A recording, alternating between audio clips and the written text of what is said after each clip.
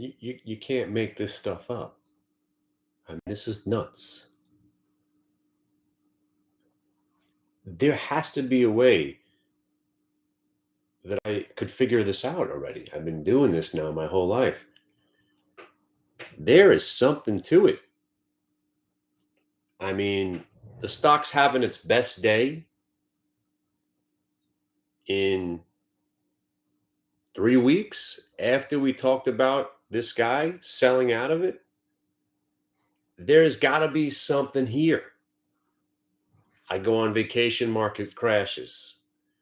I'm in a position for a week, doesn't do anything. I sell it, then it goes up. 2 weeks, doesn't matter. I sell it after 2 weeks, then it goes up. 3 weeks, doesn't matter. No matter what time frame I hold a swing trade, the moment I do something with it, that's when a bigger move happens. And now I've been able to transmit that power to somebody else. We had this conversation yesterday about NNOX and the reason I went out and bought Leaps, because I don't want to have to worry about every pullback. And I also explained that the stock is great to day trade, to pay, and then the next day it blows past the prior highs. You got a 3,000% gain on options if you decide to take a lotto play today. But asshole that I am, what am I in today? Oh, you know what I'm in, right? I got the Carvana, and it eats dick. Bros and hoes, if I had any luck, I mean, I have to fight for every penny I've ever made. I have never, it seems like, I'm going to go ahead and say, I don't think I've ever had an easy trade in my life. So I'm finally got the Carvana. I'm like, all right, $16 calls. Here we go. I'm in at 35. Yeah. They pulled back to 21. I get stopped out of a couple of contracts. Then they start going back up. I buy more at 30. Yeah. Here they go. 43. I sell one contract at 43. Now, if I would have sold them all, Carvana would be at $20 by now. But I sold 2 contracts and I held 18 of them. Ooh, here we go. Carvana. Ooh, look at me. Ooh. Ooh, Carvana. Ooh, look, it's breaking back over 16. Meanwhile, I could have traded the stock and made money on the move from 15.80 to 16 like I normally do. But now I'm in the $16 calls. Yeah. Yeah. Watching NNOX rip up. Watch the Qs tearing ass. Watching my MDB short that I should have been shorting continue to go down. My Lulu trade that I should have been shorting still going down. Every other thing's working except what I'm in. And son, if you're listening, this is why it's you're never really ever going to be happy as a trader.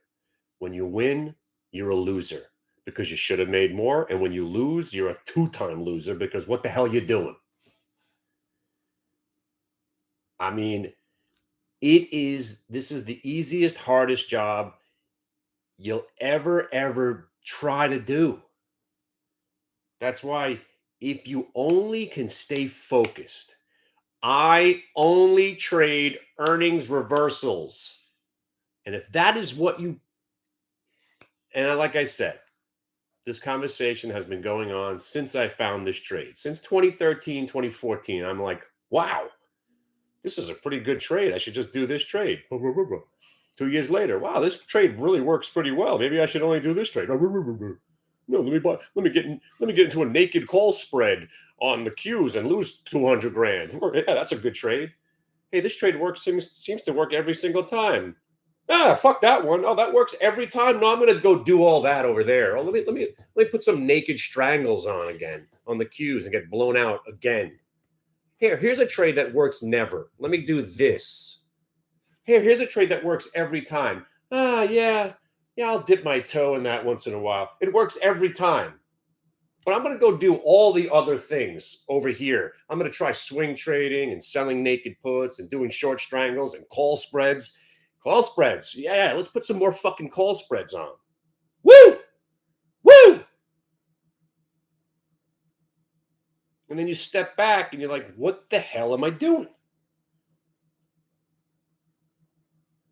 I mean, I'm in NNOX, but do I push today?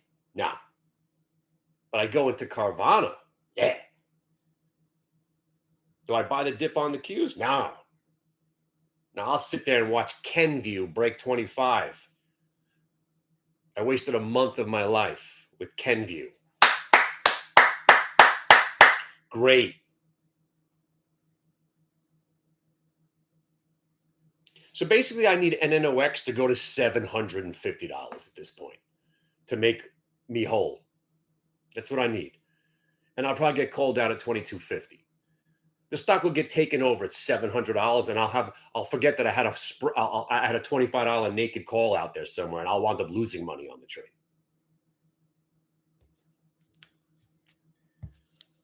I mean,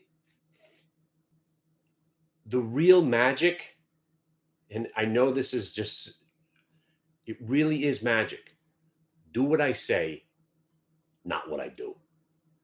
Do what I say, not what I do. And it's amazing that I have these conversations. And my man's like, how are you not short the stock that you spent 20 minutes on explaining to us why you should short it, where you should short it, and where it should go, and you're not in the trade? I'm a dick. I mean, you're looking at, I mean, I don't even know what's the word. I'm ignorant.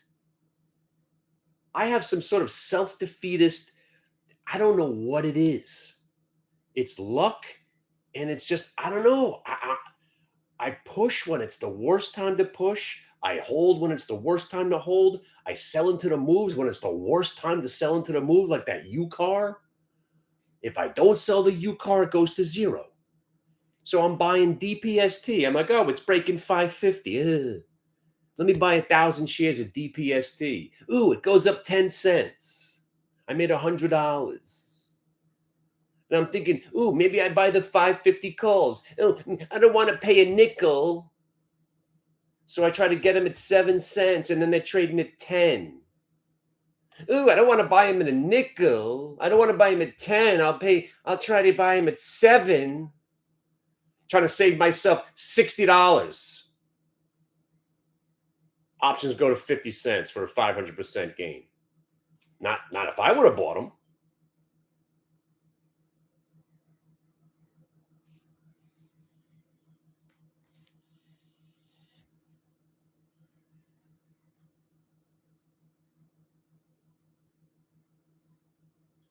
I mean, I legitimately don't know what to do right now. I don't know exactly how I feel. Like, there's no way this market could go down, but the bear in me is starting to come back. The bear in me is trying to come out, saying, no, no, no. This is where you have to remain patient because the sell-off is coming. Is it? Is it coming? When? We sold off for 16 minutes today, broke the record. The most we've sold off for this week. We've had maybe 8-minute bursts and 7-minute bursts. We actually made it 20 minutes before we had to cover the QQQ short. Mark yourself safe. The bear market lasted for 20 minutes. We couldn't even get to the prior day VWAP. We can't even pull back to prior day VWAP. There's nobody selling stock. How are we going down? There's nobody selling stock. So they're going to grind it. They're going to grind it. They're going to grind it. They're going to grind it. And then they're going to grind it some more. And then it'll drop 10%. And the moron bears, me being included, oh, see, I told you the market would go down. That'll be at 385 on the Qs, and they'll pull back 20 cents, and the bears will think they won something. You didn't win shit. Let me know when the Qs are under 297.50 ever again. Right now, we are now into the second week of generational lows. The pivot point last week might be the lows for the year, might be the lows forever. That's how significant this market pivoted twice. You got to remember, when it spends 3 or 4 days trying to go down and it makes it all back in 20 minutes, They just trapped a whole nother crop of bears and people that sold out and want back in. People sell out, they want back in. The bears get short, they have to cover. That's why the market cannot go down. And that's the big picture. Sometimes it just takes longer. But inevitably, the shorts stay too long, and the longs who sold out want back in.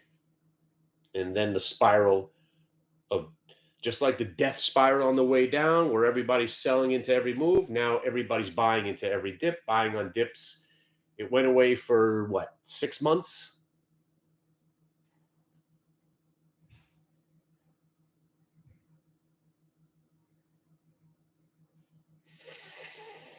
It's crazy, man.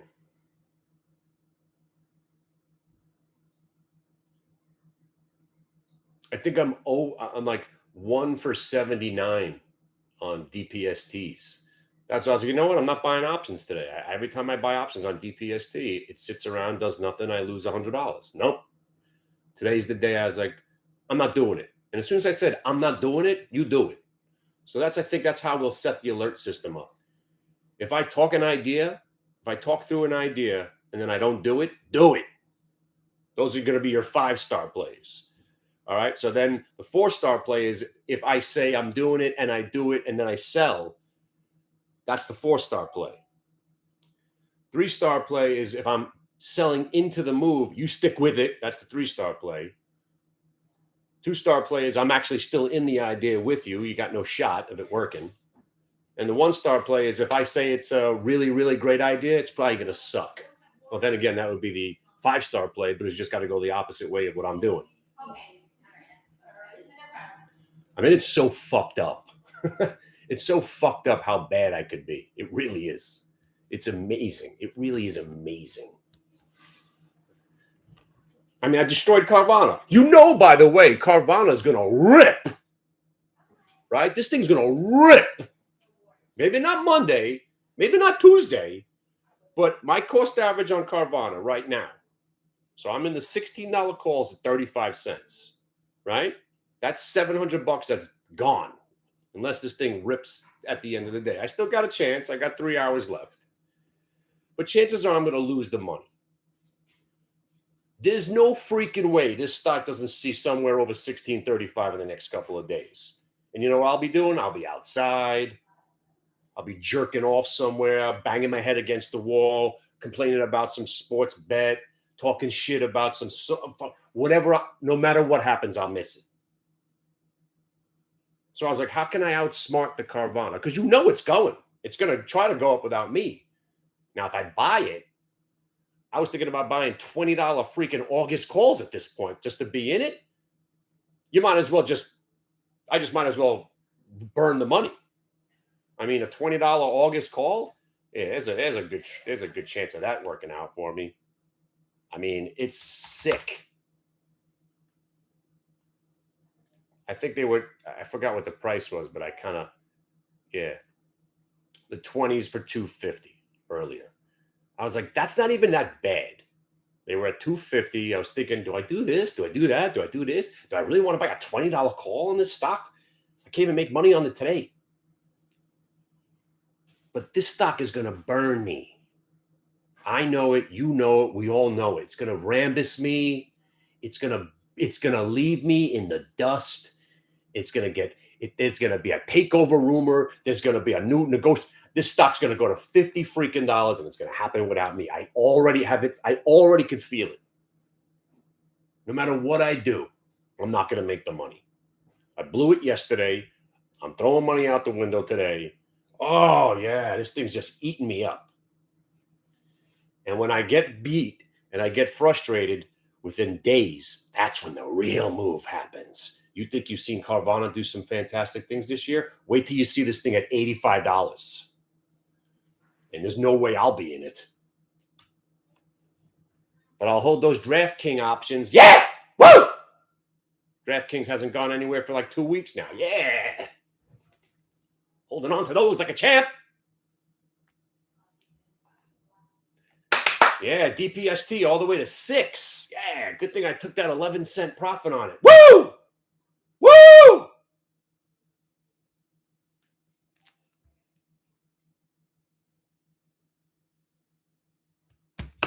There's got to be a way, especially with there's got to be a way you shove an AI chip into my ass and figure out how to make money off all my misfortunate trades.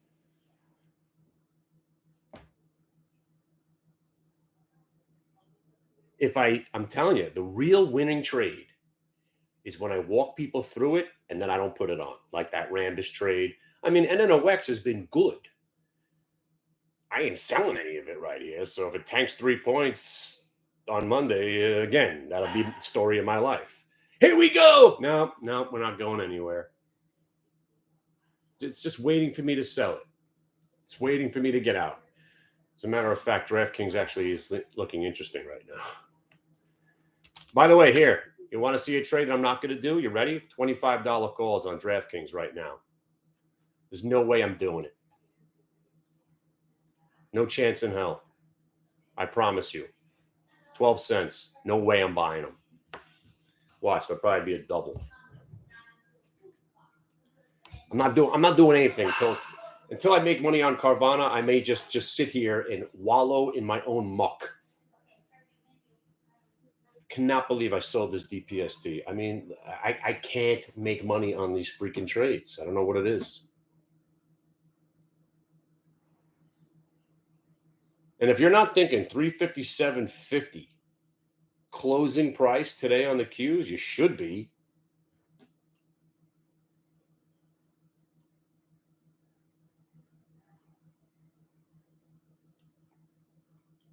By the way, there is an insane asylum. I'm calling them right now. Because if Carvana, and if Carvana is over 20, even over 20, let alone 30, 40, or where I think it could go to $48. All right, I got to take this call. I'll be back later. Freaking Carvana. Hello. Hey.